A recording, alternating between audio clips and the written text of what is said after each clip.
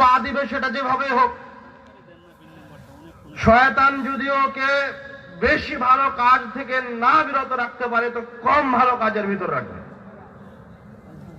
আর যদি কম ভালো কাজ থেকে বিরত রাখতে পারে তো খারাপের ভিতরে নিয়ে যাবে। শয়তান যতটুকু পারে ততটুকু চেষ্টা করে।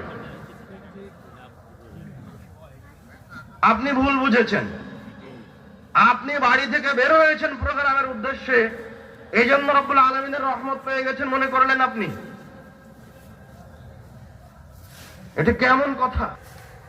মানে এখানে যারা বসে থেকে কথা বলছেন আদব রক্ষা করে, আপনার সাথে ফেরেশতা আছে, সুবহানাল্লাহ।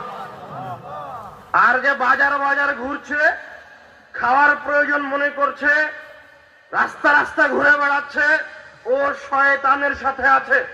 এ কথা আমি বলিনি, এ কথা আল্লাহর রাসূল বলেছেন। শয়তান তার পতাকাকে বাজারে স্থাপন করে। আপনি যখন বাড়ি থেকে বের হওয়ার নিয়ত করে বের হয়েছেন যে আজকে গিয়ে হাদিসের কথা শুনবো, দুটো কোরআনুল কারীমের আয়াতের অনুবাদ শুনবো, যখন আপনি এই নিয়ত করেছেন তখনও শয়তানও প্রতিজ্ঞা করেছে যে আমি ওকে যেতে দিব না।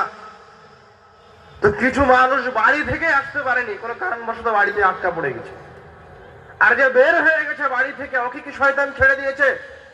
শয়তান ছেড়ে দেয়নি। ওকে এবার শয়তান খাওয়াতে নিয়ে যাবে, না হয় শয়তান ওকে বাদাম কিনতে নিয়ে যাবে, না হলে শয়তান ওকে আড্ডা দিতে নিয়ে যাবে, ও এখানে বসতে পারবে না। আর যে এসে বসে গেছে প্রোগ্রামের মাঠে, ওকে কি শয়তান ছেড়ে দিবে? শয়তান ওকেও ছেড়ে দেয়। শয়তান চেষ্টা করবে ও যেন অমনোযোগী হয়, ও যেন আদবের খেলাফ চলে, ও যেন শিষ্টাচার ভঙ্গ করে। তো আপনি বসে থেকে শুনছেন, তার মানে কি শয়তান আপনাকে ছেড়ে দিয়েছে?